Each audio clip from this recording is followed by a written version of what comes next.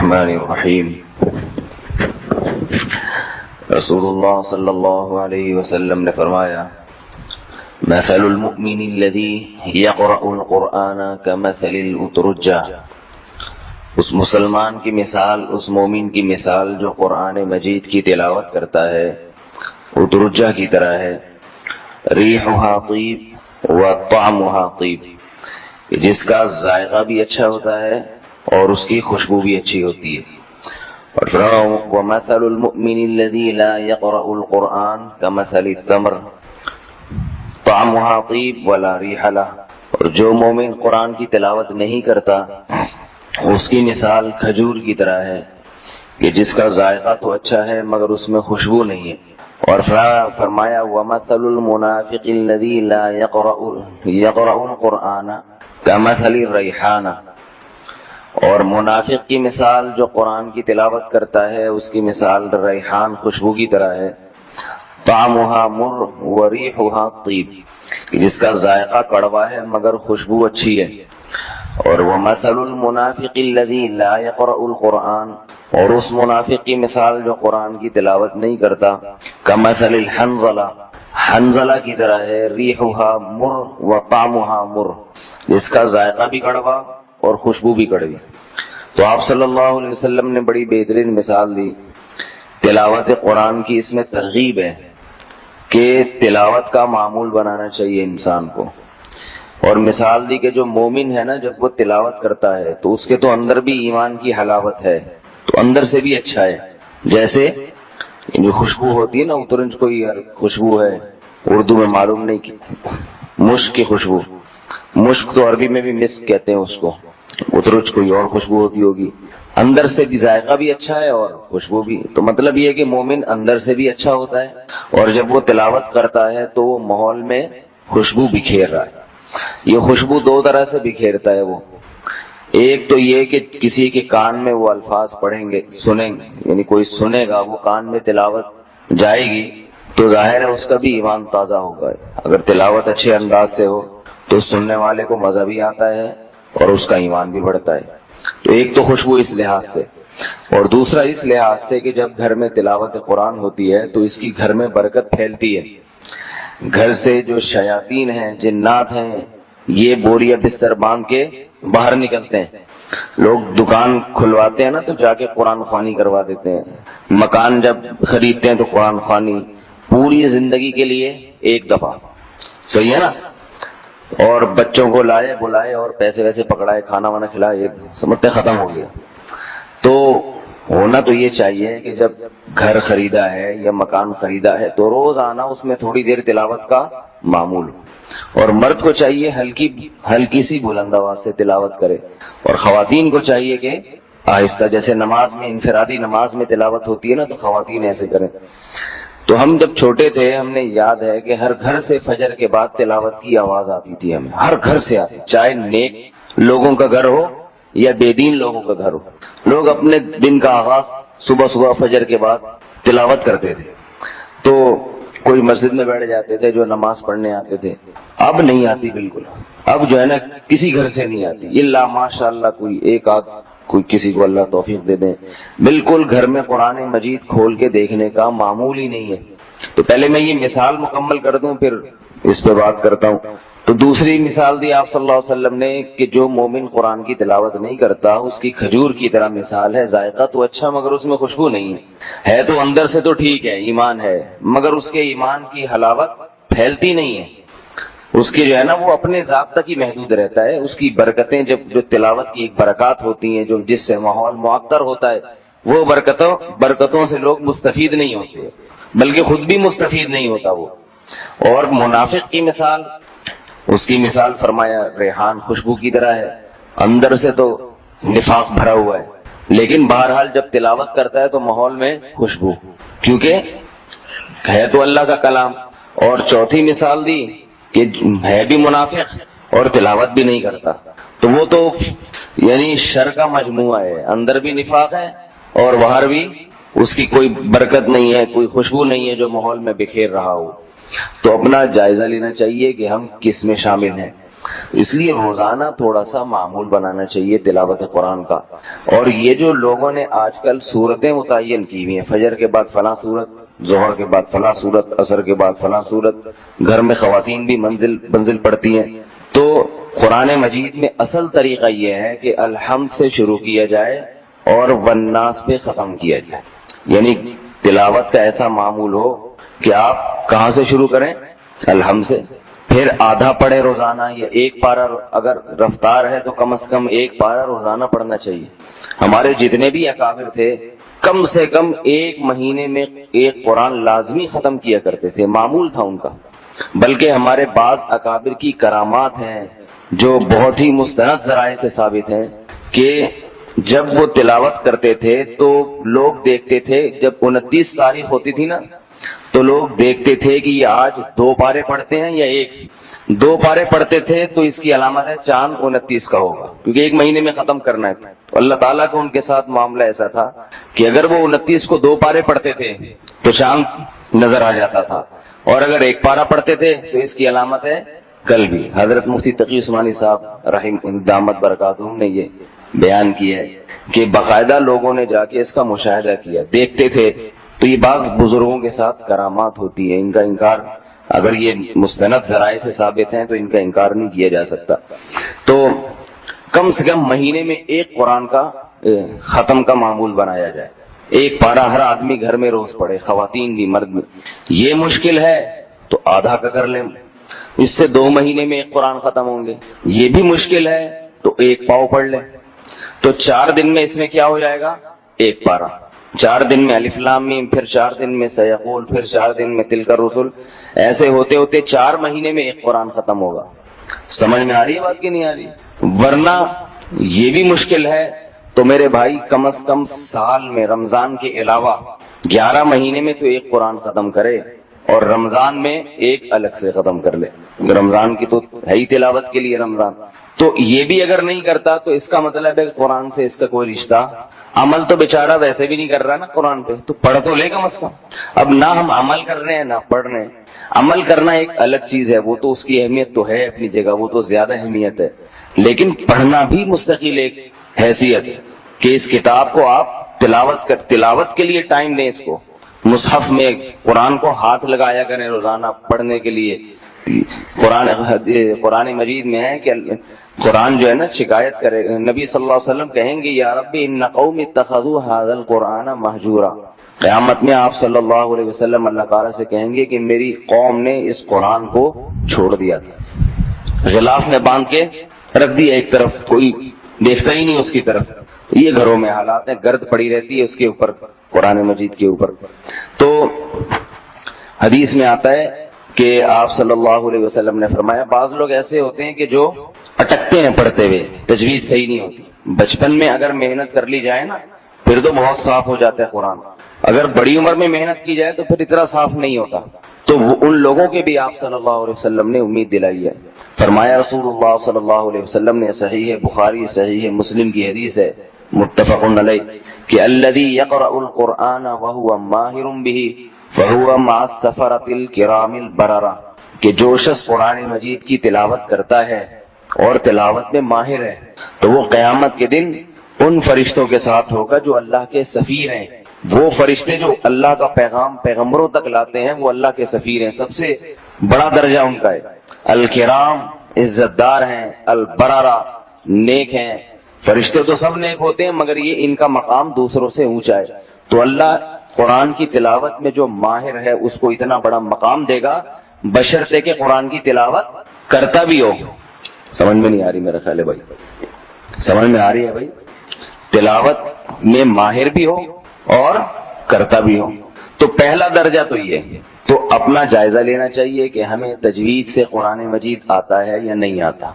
اگر نہیں آتا تو کسی قاری سے اصلاح کر لینی چاہیے.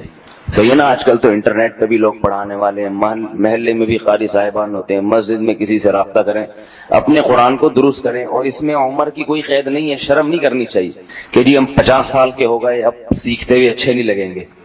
تو ہمت کر کے کوئی قاعدہ وائدہ پڑھ کے صحیح کر لیں قرآن کو. موت سے پہلے پڑھنا تو آ جائے نا انسان کو. انگلش تو آتی ہے, ایک ایک لفظ ایسے بیٹھ کے ایک ایک لفظ کی جو ہے نا تلفظ کی ادائیگی درست کرتے ہیں, اور خود بھی سیکھتے ہیں, بچوں کو بھی سکھاتے ہیں. تو لیکن یہ کہ قرآن سے ایسی بے اتنائی ہے.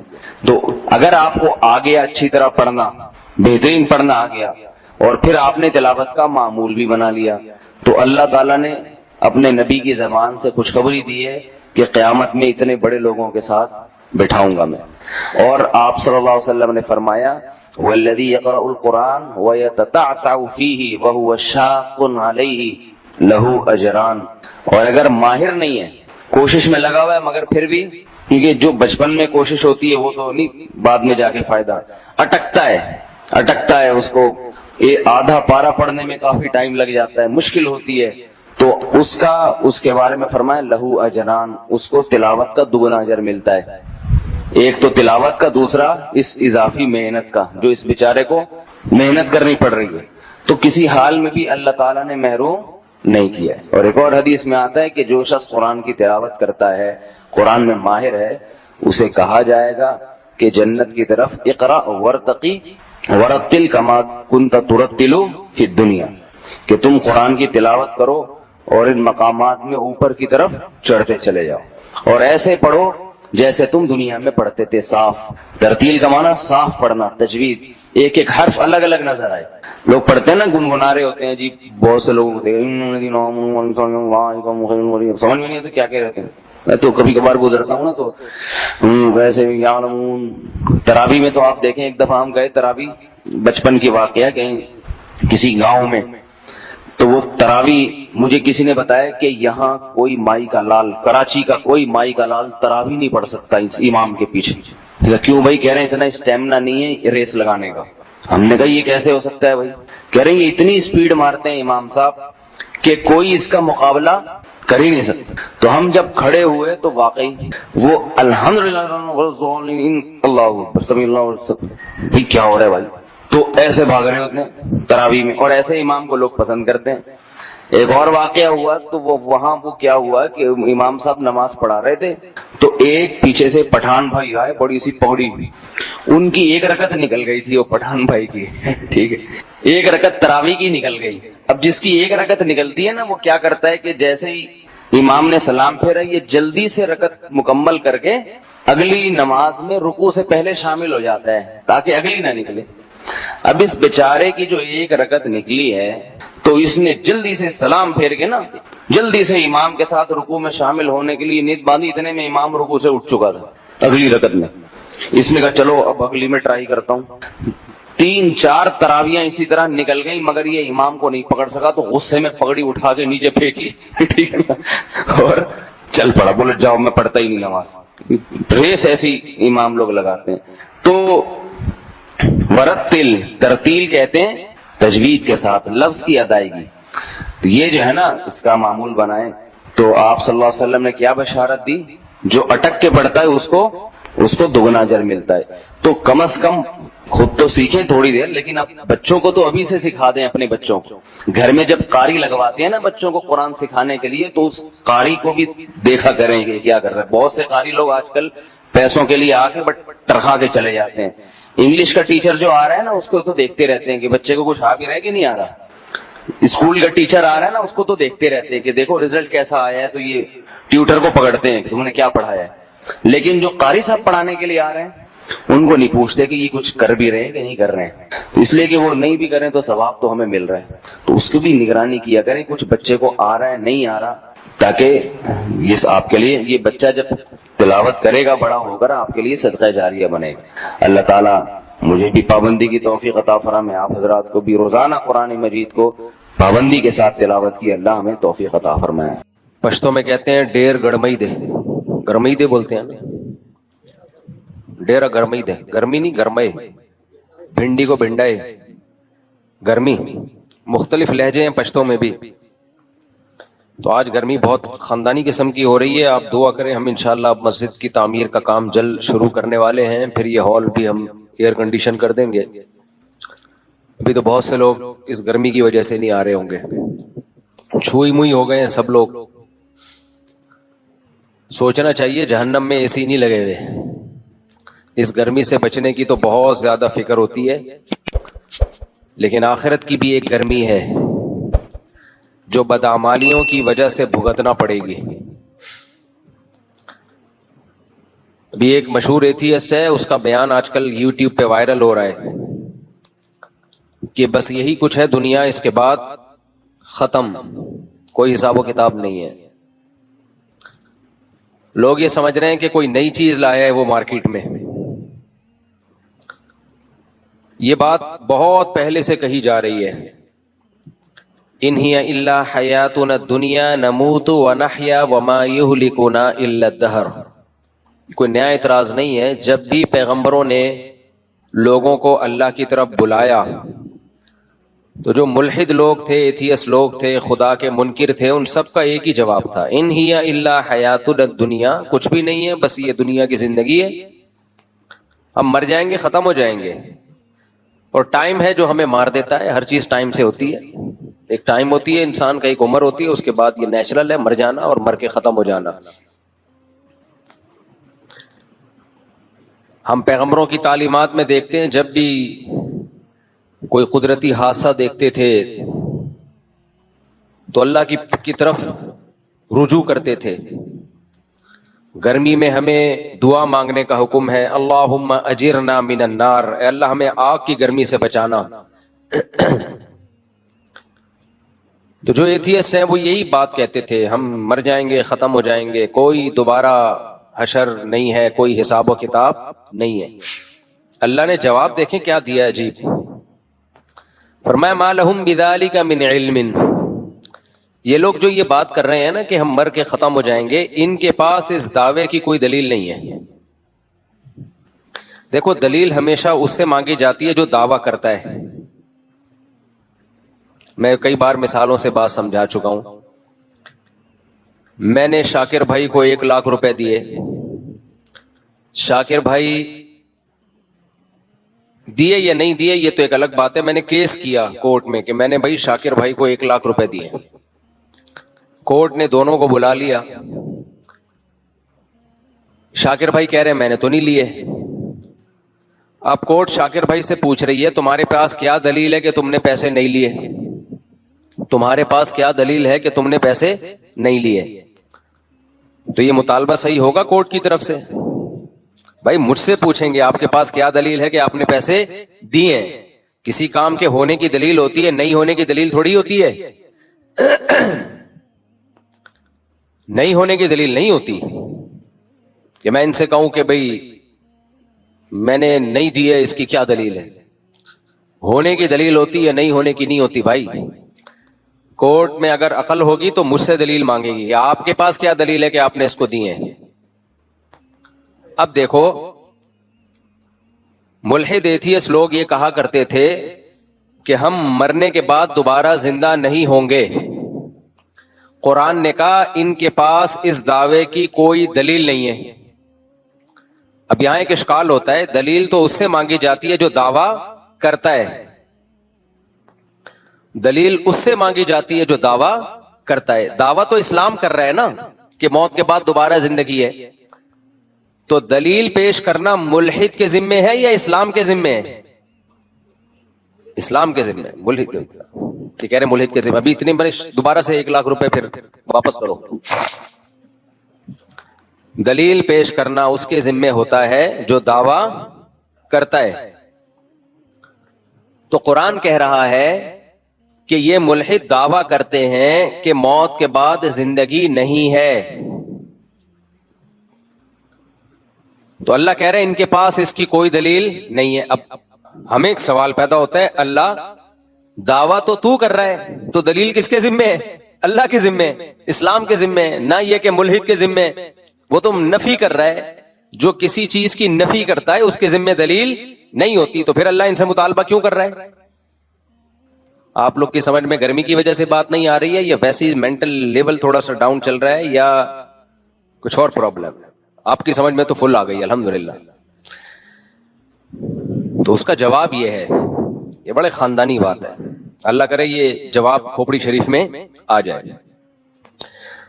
اصل میں ملحد لوگ جب یہ دعویٰ کرتے ہیں نا کہ موت کے بعد زندگی نہیں ہے، تو یہ دعویٰ ایسے کرتے ہیں جیسے ان کے پاس اس کی دلیل ہو. بھائی دیکھو، جو دعویٰ کرتا ہے دلیل اس کے ذمہ ہوتی ہے، جو انکار کرتا ہے وہ کیا کرے گا؟ وہ اگر تھرڈ پارٹی ہے، میں مثال سے سمجھاتا ہوں پھر سمجھ میں آئے گا. میں نے کہا شاکر بھائی نے 1,00,000 روپے مجھ سے لیے ہیں، شاکر بھائی نے کہا میں نے نہیں لیے، کورٹ میں کیس گیا، کورٹ نے کہا شاکر بھائی سے تمہارے پاس کیا دلیل ہے کہ نہیں لیے؟ شاکر بھائی کہیں گے جج صاحب آپ کیا ہو گیا ہے آپ کو، ان سے پوچھو کہ انہوں نے دیے کہ نہیں دیے، کیا دلیل ہے ان کے پاس.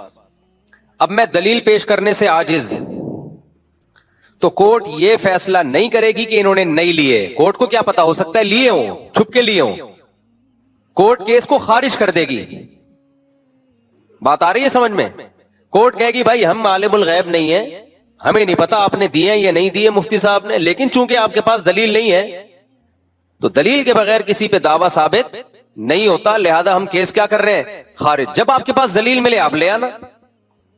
اگر کورٹ یہ ثابت کر دینا کہ انہوں نے نہیں لیے، اس کا مطلب ہے کہ یہ بری ہو گئے، اب میں کبھی بھی دعویٰ کر نہیں سکتا. کورٹ کیس خارج کر دے گی، بھائی آپ کے پاس کوئی دلیل نہیں ہے، لہذا اب ہم یہ فیصلہ نہیں کر سکتے کہ انہوں نے آپ سے پیسے لیے ہیں یا نہیں لیے. تو جو انکار کر رہا ہوتا ہے اس کے بات کو یہ نہیں کہا جاتا کہ یہ صحیح کہہ رہا ہے یا غلط کہہ رہا ہے، اس سے خاموشی اختیار کی جاتی ہے. بھائی ہمیں نہیں پتا، اگر کسی دلیل سے ثابت ہو گیا تو ہم مان لیں گے، نہیں ہوا تو ہمیں کیا پتا، بھائی آپس کا معاملہ ہے آپ کا.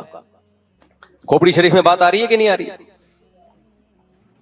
تو ایتھیس اور ملحد اگر یہ کہتا ہمیں نہیں پتا بھائی ہم موت کے بعد زندہ ہوں گے یا نہیں ہوں گے، ہم نے مرنے کے بعد دیکھا نہیں ہے، کیا ہوگا واللہ عالم، we don't know what's going on، کیا ہو رہا ہے، کیا ہونے والا ہے، یہ کسی کو معلوم نہیں ہے. اسی سے ڈاروین پہ آ جاؤ آپ. ڈاروین کہتا ہے نا بندر سے انسان بنے ہیں، خود بخود بنے ہیں. بھائی آپ کے پاس کیا دلیل ہے کہ آپ خود بخود بنے ہیں یا کسی نے بنایا ہے؟ آپ خاموشی اختیار کریں، بولے ہمیں نہیں پتا بھائی کیسے بنے.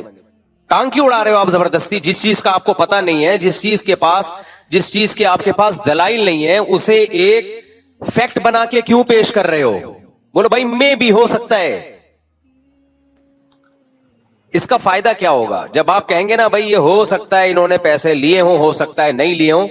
اس کا فائدہ یہ ہوگا آپ مدعی کو یہ موقع دے رہے ہو کہ بھائی تمہارے پاس ابھی تو دلیل نہیں ہے، لیکن جب دلیل ہو، کوئی کیمرے کی فوٹیج نکل آئے، کوئی ویڈیو خفیہ نکل آئے تو لا کے دے دینا، عدالت اس کو ایکسپٹ کر لے گی. باقی عدالت کیس خارج کر کے ایکسپٹ کرنے کا چانس اس لیے ختم کرتی ہے کہ اس پر ٹائم نہیں ہے.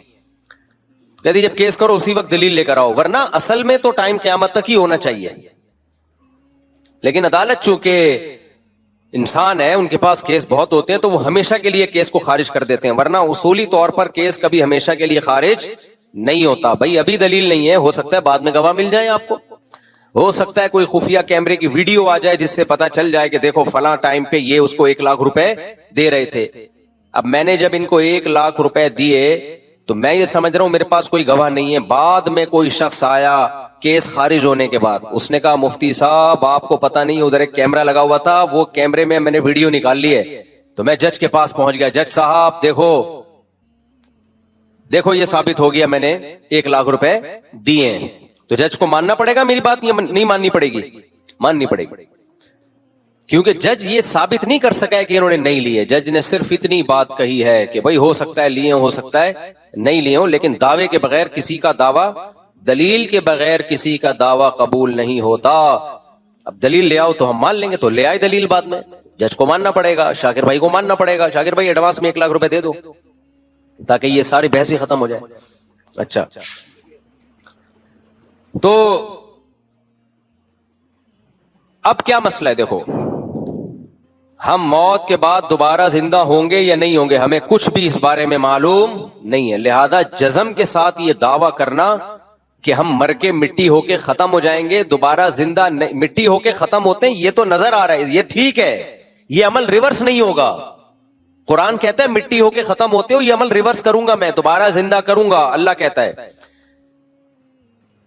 تو یہ عمل ریورس ہوگا یا نہیں ہوگا، اس کے بارے میں ایتھیس یہ تو کہہ سکتا ہے میرے پاس کوئی دلیل نہیں ہے، لہذا میں خاموشی اختیار کروں گا۔ بھائی ہمیں کیا پتا موت کے بعد کیا ہوتا ہے، قبر کا عذاب ہوتا ہے کہ نہیں ہوتا، برزخ کی خبر ہے نا، یہ تو برزخی حوال ہے۔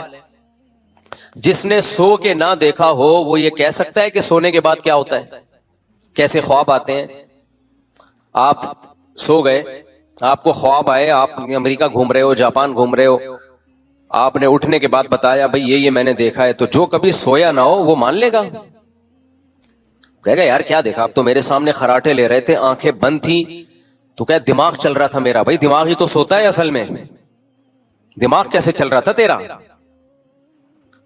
سوتے میں خود تو چل سکتا ہے، دماغ کیسے؟ سونا نام ہی کس چیز کا ہے؟ دماغ کے سونے کا۔ تو آپ کیا کہو گے، بھائی تو جب تک سویا نہیں ہے، تجھے پتا نہیں ہے، تو کیسے دعویٰ کر رہا ہے کہ نہیں ہو سکتا؟ تو یہ کہ بھائی میری عقل سے بالاتر ہے، ہو سکتا ہے کچھ سوتے میں نظر آتا ہو سکتا ہے نظر نہ آتا ہو، واللہ عالم، ہمیں کیا معلوم۔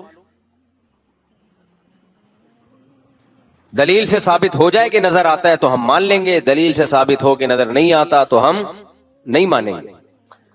تو اس لیے اللہ نے کہا کہ یہ لوگ جو کہتے ہیں نا کہ موت کے بعد زندگی نہیں ہے، یہ ایسے کہتے ہیں جیسے دلیل سے ثابت ہو چکا ہے۔ تو اللہ کہتے ہیں اگر ثابت ہو چکا ہے تو لاؤ نا دلیل، کہاں ہے دلیل تمہارے پاس؟ قیامت تک اس پہ دلیل نہیں قائم ہو سکتی۔ ہاں اب اسلام کہتا ہے جب تم دلیل سے ثابت نہیں کر سکتے تو آؤ ہم ثابت کرتے ہیں، دلیل سے ہم ثابت کرتے ہیں۔ وہ دلیل کیا ہے؟ دلیل کی دو قسمیں ہوتی ہیں، ایک عقل اور ایک نقل۔ عقل کسے کہتے ہیں؟ مشاہدے سے آپ یا حواس خمسہ استعمال کر کے آپ کو پتا چل جائے کہ ایسا ہوا ہے۔ اور ایک دلیل ہوتی ہے نقل۔ نقل کا مطلب گواہوں سے ثابت ہو جائے اور ان گواہوں کا سچا ہونا ثابت ہو جائے۔ تو اللہ تعالیٰ جب پیغمبروں کو دنیا میں بھیجتے ہیں اپنا سفیر اور نمائندہ بنا کے،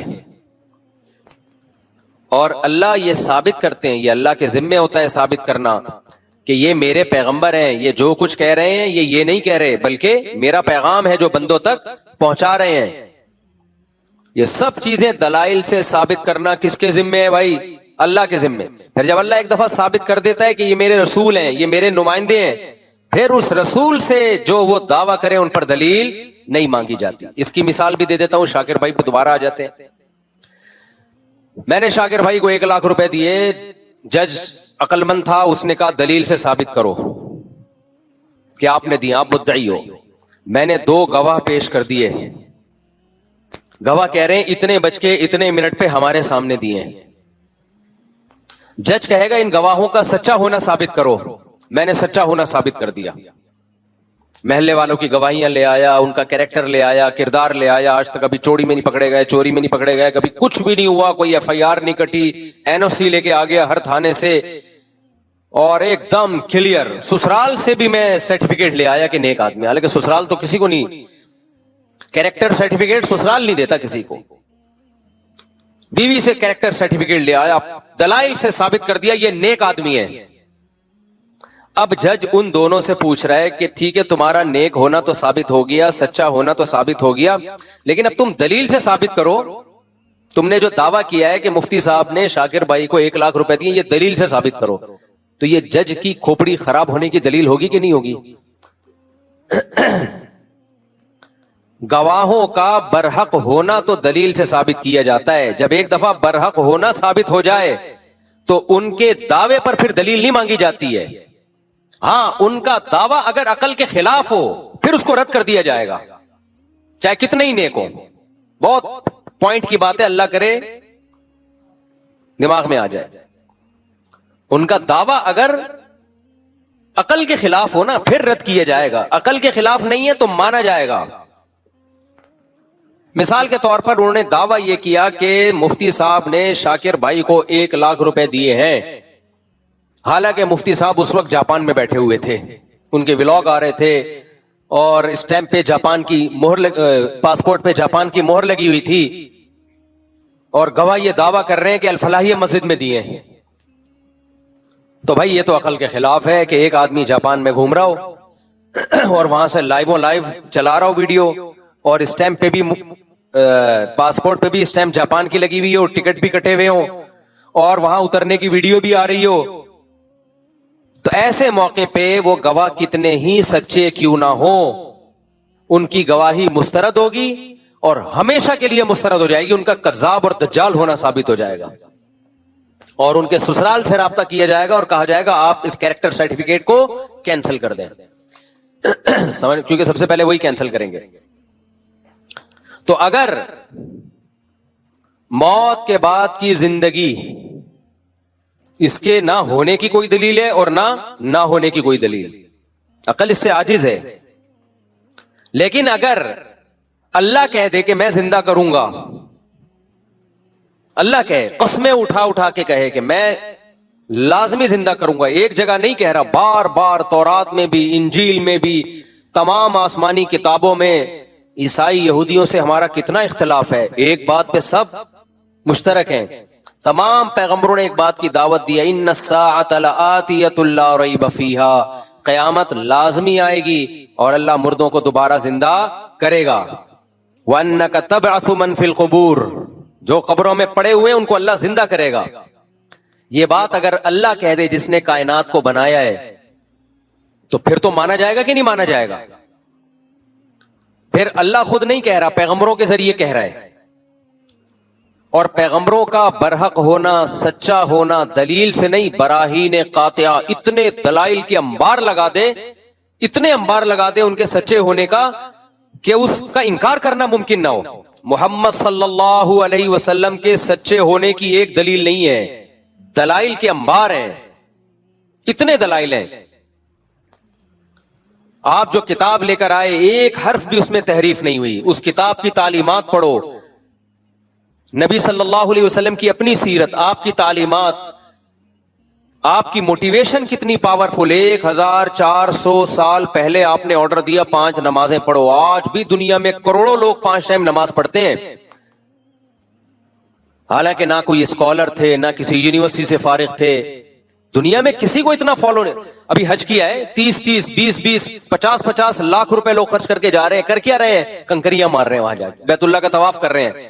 1400 سال پہلے اتنی پاورفل موٹیویشن خدا کی قسم کسی جھوٹے کے پاس نہیں ہو سکتی. اس کے لیے سچا ہونا ضروری ہے. جھوٹے لوگوں میں اتنی پاورفل موٹیویشن نہیں ہوتی, اتنی بڑی تعداد. اور جو مذہب پیش کیا وہ کتنا خاندانی مذہب, جس میں صفائی نصف ایمان ہے, جس میں حلال کھانے کا حکم ہے.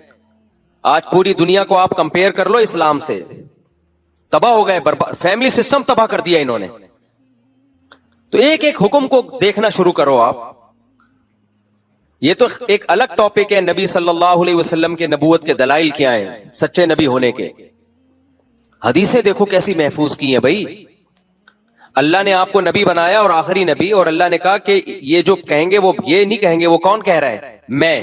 تو اب اللہ کے ذمہ تھا نا آپ کی باتوں کو محفوظ کرتے. کیا خیال ہے؟ اگر آپ سچے نبی نہ ہوتے تو اللہ محفوظ کرتا؟ 1400 سال کے بعد بھی ایسا خاندانی محفوظ کیا ہے بھائی. اتنی سی بات صحابی بیان کرتے ہیں کہ آپ کے دونوں دانتوں کے درمیان میں خلا تھا, اس کے لیے بھی سندیں چلتی ہیں پوری. حدثنی فلان قال حدثنی فلان, جس سند کا راوی ہے ان راویوں کے حالات زندگی کے محفوظ ہو گئے. تو یہ ممکن نہیں ہے بھائی. 1400 سال پہلے جیسے روزہ رکھا, آج بھی مسلمان ویسے روزہ رکھتے ہیں. 1400 سال پہلے جس طریقے سے نماز پڑھی ہے وہ سارے طریقے محفوظ ہیں. رفع الیدین والی نماز بھی محفوظ, رفع الیدین نہ کرنے والی نماز بھی محفوظ, زور سے آمین والی بھی, آہستہ آمین. یہ جو امت میں اختلاف پیدا ہوا ہے نا, یہ صحابہ میں بھی تھا. وجہ کیا تھی؟ نبی سے دونوں طریقے ثابت تھے, تو صحابہ میں بھی یہ تھا. حج محفوظ, قربانی محفوظ, قربانی کے حکام محفوظ, طلاق نکاح کے حکام, وراثت کے حکام, خرید و فروخت کے حکام. بھائی اس کے لیے تو کوئی بہت بڑا اسکالر ہونا چاہیے جس نے کوئی ایسا سسٹم دیا ہو, جو آکسفورڈ یونیورسٹی سے پڑھا ہوا ہو بھائی, یا کوئی بہت بڑی یونیورسٹی اس زمانے میں ہو. نا نا نا نا نا, امی ایک ایسے معاشرے میں پیدا ہوئے نحن قوم امیون، جو سب کے سب امی تھے، نظام دے کے چلے گئے بھائی. 1920 میں خلافت عثمانیہ کا خاتمہ ہوا ہے. بغداد کی خلافت، اندلس کی خلافت، بنو امیہ کی خلافت، مغل بادشاہوں کی حکومت، سب میں اسلام نافذ تھا. وہ لا جو 1400 سال پہلے نبی صلی اللہ علیہ وسلم دے کر گئے وہ نافذ تھا. سب سے پہلے دنیا میں کوئی ملکی قانون اگر ریٹن فارم میں آیا ہے تو اسلام کا ہے، اسلام کا. اس سے پہلے دنیا میں ریٹن فارم میں قانون نہیں ہوتے تھے، چند ایک جزیات ہوتی تھی. یہ تو یورپ میں اب جا کے شروع ہوئے، یہ 400-500 سال پہلے تو اندھیروں میں ڈوبے ہوئے تھے. تو اللہ کے ذمے تھا محمد صلی اللہ علیہ وسلم کا سچا ہونا ثابت کر رہا. اللہ نے کر دیا. وہ اب کوئی اندھا ہو، دیکھے ہی نہیں، آپ کی سیرت ہی نہ پڑھے، آپ کی تعلیمات میں غور ہی نہ کرے، تو قرآن کہتا ہے فَإِنَّهَا لَا تَعْمَى الْأَبْصَارُ وَلَكِنْ تَعْمَى الْقُلُوبُ الَّتِي فِي الصُّدُورِ. آنکھیں اندھی نہیں ہوتی، وہ دل اندھے ہو جاتے ہیں جو سینوں میں چھپے ہوئے ہیں. تو اب اگر محمد صلی اللہ علیہ وسلم اللہ کا کلام پیش کر رہے ہیں، خود بھی دعویٰ کر رہے ہیں کہ موت کے بعد زندگی ہے، اور صرف وہ دعویٰ برائے دعویٰ نہیں ہے، آپ کی پوری زندگی بھی اسی دعوے کے حساب سے ہے. یعنی آپ نے اگر موت کے بعد ایمان کا حکم دیا تو سب سے پہلے خود ایمان لے کر آئے ہیں. آپ کی پوری زندگی بتاتی ہے، آپ کی سیرت بتاتی ہے، اسی کے مطابق آپ نے زندگی بھی گزاری. پھر اگر وہ دعویٰ کریں اور قرآن کہے کہ موت کے بعد زندگی ہے تو گواہ سے ثابت بولو ہو گیا. اب اگر اس گواہ کا دعویٰ عقل کے خلاف ہو تو ہم رد کریں گے. تو عقل کے خلاف کے لیے دلیل چاہیے جو کسی کے پاس نہیں ہے. جیسے میں نے کورٹ میں گواہوں سے ثابت کر دیا کہ انہوں نے 1 لاکھ روپے لیے ہیں، گواہوں نے بیان دیا. اب جج کہہ رہا ہے کہ یہ دعویٰ خلاف عقل ہے، تو میں کہوں گا جج صاحب آپ ثابت کر دو کہ عقل کے خلاف ہے، تو میں ان گواہوں کا جو سرٹیفکیٹ ہے نا، کیریکٹر سرٹیفکیٹ، وہ کینسل کرواؤں گا جا کے. آپ ثابت تو کرو نا. اب جج بیٹھا ہوا ہے، ثابت نہیں کر رہا. تو قرآن کہتا ہے موت کے بعد دوبارہ زندگی ہے. مشرکین نے کہا، آج کے ملحد نے کہا یہ خلاف عقل ہے، تو قرآن نے کہا لے آؤ کوئی دلیل اس کے خلاف عقل ہونے کی.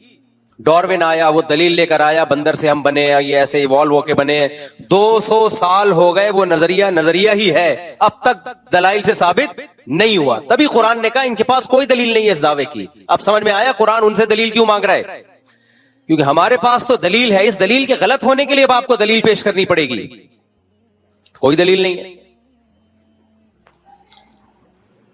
ہاں یہ ایک ضرور ہے کہ یہ بات ایک اچھمبے کی معلوم ہوتی ہے. اس کی مثال ایسے ہے، دوبارہ شاکر بھائی پہ آتے ہیں. اشکال کو مضبوط کرنے کے لیے پہلے مثال دو نا، پھر اشکال سمجھ میں آ جاتا ہے. لوگوں کی عادت ہوتی ہے پہلے بات کرتے ہیں پھر مثال دیتے ہیں. میں بعض دفعہ مثال پہلے دیتا ہوں، اس سے سوال آسانی سمجھ میں آ جاتا ہے. اب میں نے 1 لاکھ روپے کا ان پہ دعویٰ کیا اور میں نے گواہوں سے ثابت کر دیا بھائی انہوں نے 1 لاکھ روپے لیے. آئندہ شاکر بھائی یہاں کم از کم نہیں بیٹھیں گے. بیٹھیں، مجھے تو خوشی ہوتی ہے آپ کے یہاں بیٹھنے سے. میں نے ثابت کر دیا جی 1 لاکھ روپے میں نے ان کو دیے. جج نے کہا کہ بھائی یہ تو خلاف عقل ہے. میں جج سے کہوں ثابت کرو، جج ثابت نہیں کر سکا. میں کہا بھائی میں تھا بھی پاکستان میں وغیرہ وغیرہ، کوئی آپ ثابت کریں کہ میں ملک سے باہر تھا. اس وقت میں تھا ہی نہیں جب جو گواہ دعویٰ کر رہے ہیں. خلاف عقل ثابت ہوگا تو گواہوں کا جھوٹا ہونا ثابت ہو جائے گا. آئندہ کے لیے ان سے میں دوستی ختم کر دوں گا. ایسی کی تیسی تمہاری یار، جھوٹ بولتے ہو. تو جج کہہ رہے ہیں نہیں خلاف عقل نہیں ہے، لیکن کامن سینس کے بہرحال خلاف ہے. کامن سینس کے خلاف ہے. کیوں بھائی خلاف کیوں ہے؟ یار شاکر بھائی کروڑ پتی آدمی ہے، وہ آپ سے 1 لاکھ روپے کیوں لے گا؟ یہ عقل میں آنے والی بات بولو نہیں. آج تک کبھی ایسا ہوا نہیں کروڑ پتی آدمی نے ہزاروں پتی یا لاکھوں پتی آدمی سے. یہ وہ پتی نہیں ہے جو انڈیا میں پتی شوہر کو بولتے ہیں. تو وہ کیوں آپ سے 1 لاکھ روپے لے گا؟ اس کے پاس پیسے کی کمی نہیں ہے. کیوں لیں گے آپ کو 1 لاکھ روپے؟ کھوپڑی آنے والی گل ہے نہیں، کھوپڑی میں نہیں آئے گی یہ بات. یہ عقل سے خلاف تو نہیں ہے, امکان تو ہے, لیکن خود سوچو یار کیسے پاسبل ہے یار. 1 لاکھ روپے آپ سے لیں گے اور کوئی نہیں ملا ان کو محلے میں, آپ کے اپنے خرچے کم ہیں, وجہ کیا ہے لینے کی؟ کوئی ضرورت ہے تو ان کے پاس تو بینک میں دیکھو اتنا پیسہ پڑا ہوا ہے, اس وقت دیکھو جب لے رہے تھے اس وقت بھی 1 کروڑ روپے پڑے ہوئے تھے. تو میں یہ کہوں گا ہاں یہ ایک عقل سے بالا تر ضرور ہے, یعنی بظاہر مشکل ہے. تو یاد رکھو اس بیس پہ دعوے کو غلط کبھی نہیں قرار دیا جا سکتا, کیونکہ جب گواہوں سے ثابت ہو گیا کہ لیے ہیں تو مانا جائے گا بھائی, اس کی کوئی نہ کوئی تعویل کی جائے گی, ہو سکتا ہے یہ ہو گیا, ہو سکتا ہے یہ ہو گیا. لیکن کمال ہے قرآن مجید پہ کہ مشرکین کے پاس جب کوئی دلیل نہیں تھی نا کہ ہم موت کے بعد دوبارہ زندہ نہیں ہو سکتے, اس کی کوئی دلیل تو ہے نہیں, تو انہوں نے کیا کہا, انہوں نے کہا کہ یہ عقل سے بہت بالا تر ہے, کامن سینس کے خلاف.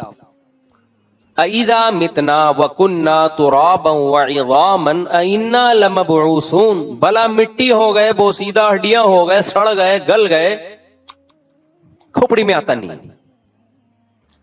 آپ سمجھ میں آ رہی میں کیا کہنا ہے؟ ٹھیک ہے بھائی ہونے کو تو سب کچھ ہو سکتا ہے, یہ کوئی عقل مند آدمی نہیں مانے گا کہ یار گل سڑ گئے, کیڑے پڑ گئے, مٹی ہو گئے.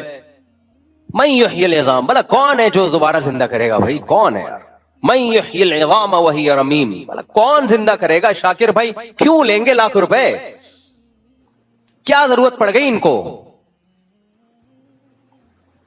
تو یہ عقل سے کے خلاف نہیں ہے, لیکن عقل سے بالا تر ضرور ہے. قرآن نے اس کا بھی جواب دیا کہ بے وقوفو, اس سے زیادہ کامن سینس کے خلاف کام ہوا ہے وہ تم نے مان لیا. شاکر بھائی چھوڑو, محلے میں شاکر بھائی سے بھی بڑا سیٹ ہے جس نے 1,00,000 نہیں 50,000 قرضہ لیا تھا مفتی صاحب سے, اس کو تو تم بھی مانتے ہو, اور شاکر بھائی پہ اعتراض ہو رہا ہے کہ مفتی صاحب سے 1,00,000 روپے قرضہ کیوں لے لیا. شاکر بھائی جس فیکٹری میں جاب کرتے ہیں اس کا سیٹ 50,000 لے کر گیا ہے, اور شاکر بھائی کے 1,00,000 پہ تمہیں کیا ہو رہا ہے, اشکال ہو رہا ہے. وہ کامن سینس کے خلاف نہیں تھا, اس کو مان لیا ہاں بھائی مفتی صاحب سے لوگ آتے ہیں پیسے, ایسا نہ آنا شروع ہو جائے, نہیں دیتا میں, چماٹ دیتا ہوں, چماٹ. ایک مثال دے رہا ہوں خالی.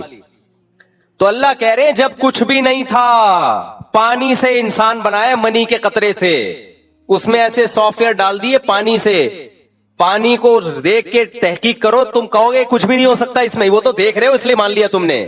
پانی میں آنکھ, ناک, کان, دل, دماغ, جگر, گردے, پھیپڑے اور پمپنگ کرنے والا دل اور فلٹر کرنے والی مشینیں جو پتہ نہیں کتنے گیلن خون پوری زندگی میں صاف کرتا ہے اور دل کی طرف بھیجتا ہے, اور سوچنے والا دماغ, ہنسنے والے ہونٹ, دانت, چبانے کے لیے, سونگنے کے لیے ناک, ایک صرف اتنی سی کھوپڑی میں اتنے سینسر فٹ کر دیے اس نے, اور پانی سے بنایا, اور اس پانی کو مٹی سے بنایا. خوراک کہاں سے آتی ہے ہمارے پاس؟ مٹی سے.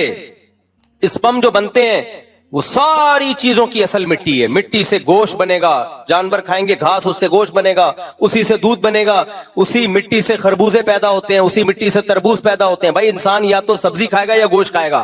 گوشت بھی اگر کھائے گا تو وہ گوشت آئے گا کہاں سے؟ وہ بھی سبزی کھا کے جانور میں گوشت آتا ہے.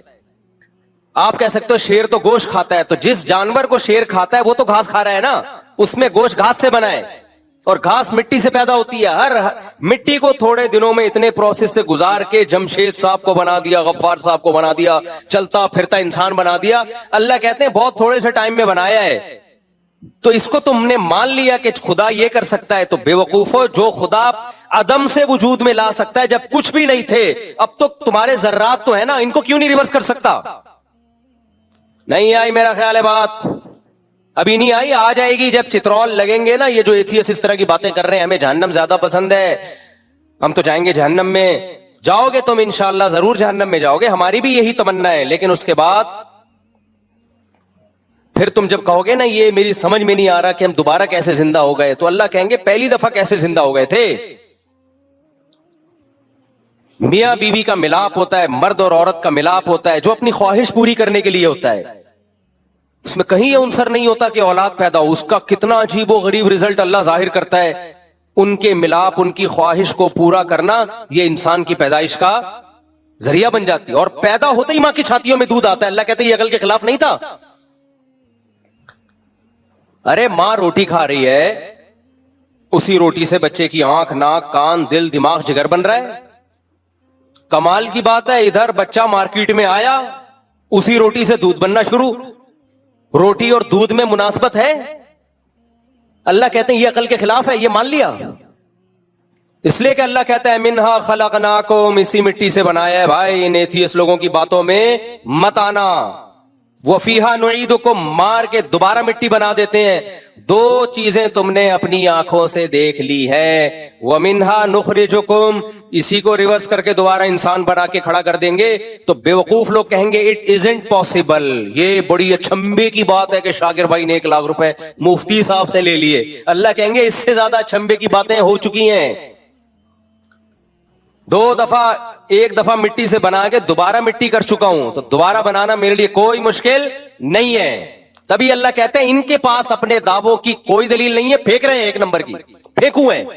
ایوالو ہو کے آنکھ بن گئی، کیسے کیمرہ بن گیا ایوالو ہو کے؟ بھائی ایک سیل وجود میں آیا پہلی دفعہ، اس سیل میں پہلی دفعہ کیسے وجود میں آ گیا؟ زندگی کے لیے جو سیل ہے وہ اتنا پیچیدہ ہے کہ کھربوں دفعہ بھی یہ پروسیس ہونا تو ایسا اتفاق نہ ہو.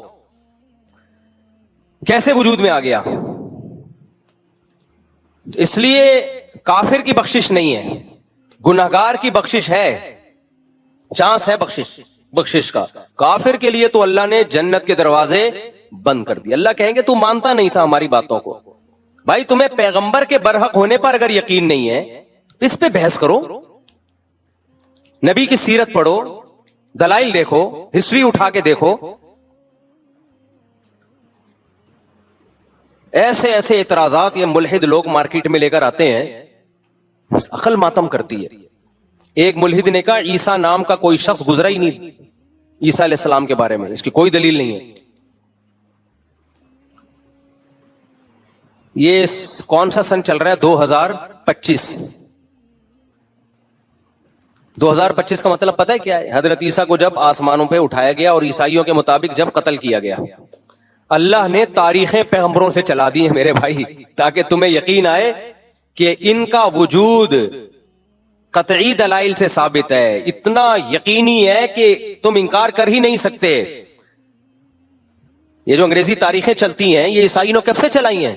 حضرت عیسیٰ سے چلائی ہیں. 2-4 آدمی تاریخ نہیں چلا سکتے. کوئی بڑا واقعہ ہوتا ہے تو ان بیسوں پر ہسٹری کو دیکھو. ہم کہتے ہیں 9/11 سے پہلے کا ہے یا 9/11 کے بعد کا. اس کا مطلب 9/11 ایک ایسا واقعہ ہے جس کا انکار ممکن نہیں ہے، ایک علامت بن چکی ہے. ہم کہتے ہیں عید کے بعد یہ کام کرو گے یا عید سے پہلے. اس کا مطلب عید کا وجود ایک ایسی چیز ہے جس کا انکار ممکن ہے ہی نہیں. سب مانتے ہیں کہ عید ہوتی ہے. اب کوئی اٹھ کے کہے کوئی عید وید نہیں ہے، یہ پتہ نہیں 2-4 لوگوں نے بنایا ہوا ہے، مسلمانوں کی تو کوئی عید ہوتی نہیں ہے. تو ہم کہیں گے بھائی تیرا دماغ خراب ہو گیا ہے. یہ تو اتنی کرسمس ہے، عید ہے یا جو بھی چیز ہے، ان کا وجود تو اتنا یقینی ہے کہ ان کی بیسس پہ لوگ تاریخیں طے کر رہے ہوتے ہیں. تو جو تاریخ طے کر رہے ہوتے ہیں وہ تاریخ جس پیغمبر کی طرف منسوب ہے، آپ کہیں وہ پیغمبر دنیا میں آئے نہیں. تو اپنے آپ کو بیوقوف بنانا آسان، پبلک کو بیوقوف بنانا آسان. جو آسمانوں پہ بیٹھا ہے نا خدا، جو کائنات سے باہر ہے، وہ نہیں بخشے گا. یہ کہتے ہیں اللہ کب سے ہے؟ پھر اللہ کب سے ہے؟ بھائی یہ کائنات ٹائم باؤنڈ ہے.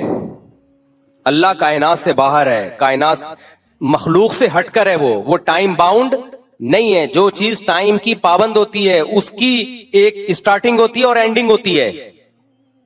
اللہ نے ہمیں وقت میں جکڑ دیا ہے، سالوں میں، مہینوں میں اور گھنٹوں میں، منٹوں میں. اللہ اس ٹائم کی پابندیوں سے آزاد ہے. وہ ہمیشہ سے ہے، ہمیشہ رہے گا. وہ واجب الوجود ہے. تو آج بہت مزے سے انکار کر دیتے ہیں کہ یہ میری سمجھ میں نہیں آتا. بھائی اگر کوئی انسان دعویٰ کرتا نا میں موت کے بعد تمہیں دوبارہ زندہ کروں گا، پھر ہم کہتے ہیں یہ کھوپڑی میں نہیں آتا، یہ بہت عقل سے بالا تر ہے. لیکن دعویٰ اللہ کر رہے کہ میں زندہ کروں گا. پھر ہم اللہ سے پوچھتے ہیں کیسے؟ اللہ کہتے ہیں جیسے پہلے کیا ہے ویسے کر دوں گا دوبارہ. انما امرہ اذا اراد شیئا ان یقول له کن فیکون. اس کا امر یہ ہے کہ جب کسی چیز کے ہونے کا ارادہ کر لے تو کہتا ہے ہو جا، اور وہ ہو جاتی ہے. پہلی دفعہ جو کائنات بنی ہے نا، فزکس کے سارے لاز اس میں فیل ہو جاتے ہیں. سمجھ رہے ہو کہ نہیں سمجھ رہے؟ فزکس کہتی ہے انرجی کنورٹ ہوتی ہے مادے میں، مادہ کنورٹ ہوتا ہے انرجی میں، اس کے اصول ہیں، پھر وہ مختلف توانائیوں میں تبدیل ہوتے ہیں. حرارت ایک الگ انرجی ہے، موشن ایک الگ انرجی ہے، یہ سب ایک دوسرے میں جب ہم حرارت چینج ہو جاتی ہے بعض دفعہ موشن میں، بہت ساری ایکویشنز ہیں، لیکن یہ ساری فیل ہو جاتی ہیں کہاں کہ پہلی دفعہ کیسے وجود میں آئے، جب کچھ تھا ہی نہیں تو ہو کیسے گیا. تو وہاں کیا ہے؟ اللہ کا کلمہ کن. بولو کیا ہے؟ کلمہ کن، ہو جا. دیکھو اللہ کے دو کام ہیں، قرآن میں دو لفظ استعمال ہوئے، الا لہ الخلق والامر. بہت خاندانی بات ہے، اللہ کرے کھوپڑی شریف میں آ جائے. کھوپڑی شریف میں اس کو تیز کر دو تاکہ میرا گلا شریف بیٹھ نہ جائے. سنو کھوپڑی شریف استعمال کرتے کرتے گلا شریف خراب ہو جائے. دیکھو قرآن میں دو لفظ اللہ نے استعمال کیے اپنے لیے، الا لہ الخلق والامر. اللہ تخلیق بھی کرتا ہے اور اللہ کے پاس امر کی طاقت بھی ہے. اس سے پتہ چلتا ہے تخلیق ایک الگ چیز ہے، کریشن الگ چیز ہے، امر بولو الگ چیز ہے. کیا مطلب؟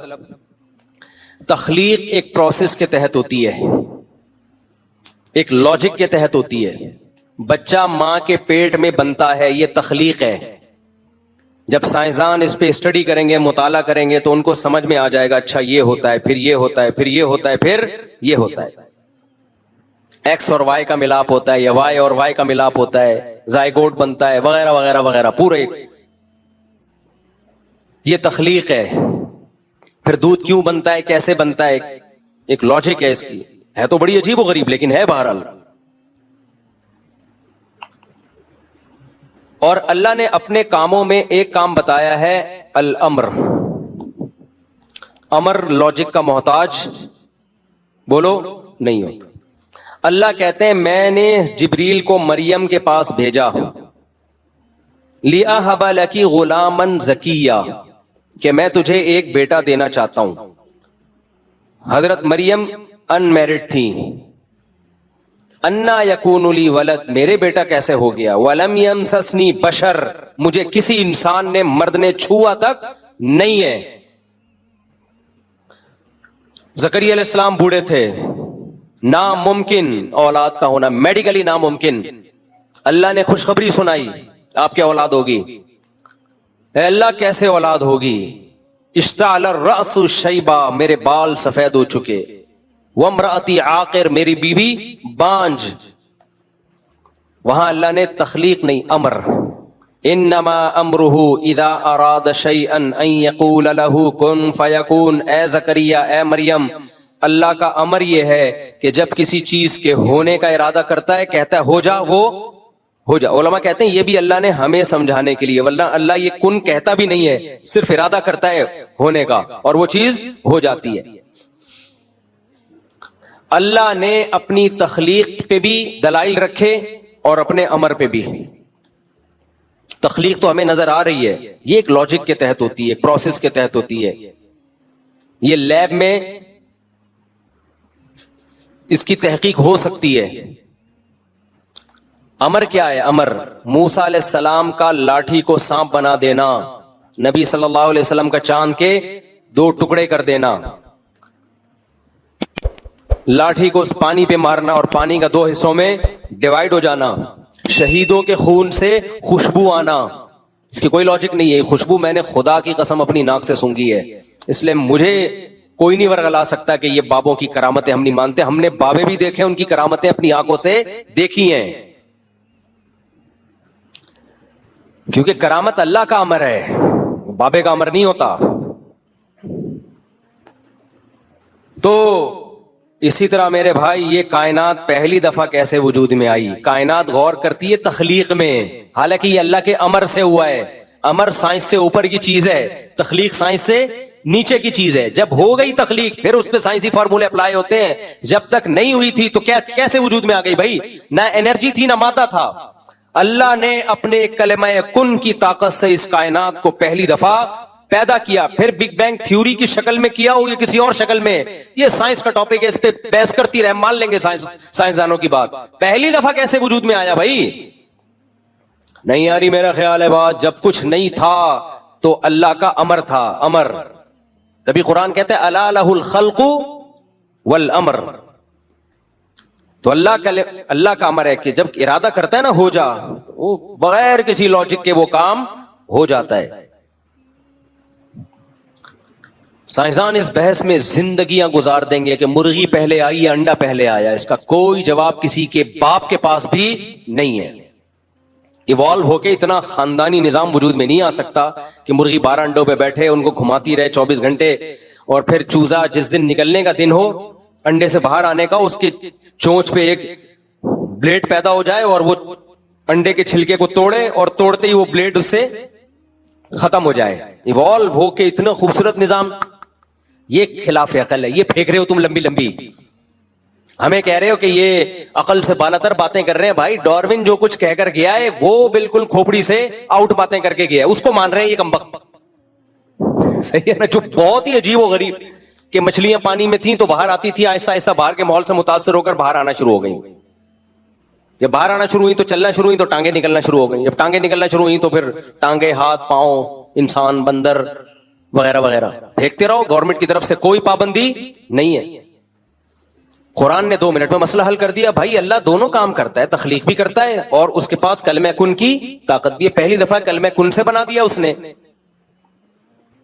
ہم جب ماضی کی طرف جاتے ہیں, انسانی آبادی پیچھے گھٹتی ہے, گراف بنانا شروع ہو, آج 6 ارب کی آبادی, تھوڑا پیچھے جائیں 200 سال پہلے ہو سکتا ہے 2 ارب کی آبادی ہو, 1400 سال پہلے جائیں گے 2.5-3 کروڑ کی آبادی, تھوڑا سا اور پیچھے جائیں گے آبادی 60.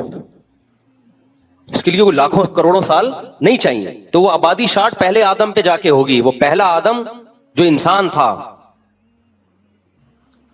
تو وہ ایک پہ جا کے ختم ہو رہی ہے. وہ اگر یہ بندر سے بنے ہوتے تو لاکھوں پہ ختم ہو رہے ہوتے ہم جا کے. نہیں آئی میرا خیال ہے بات. اگر بندر سے بنے ہوتے تو ایک بندر ایوالو ہو کے تھوڑی آدم بن گیا ہوتا ایک دم دھڑام سے. سب میں ایوالو ہونے کا عمل ہو رہا ہوتا نا, کروڑوں آدم آئے ہوتے دنیا میں.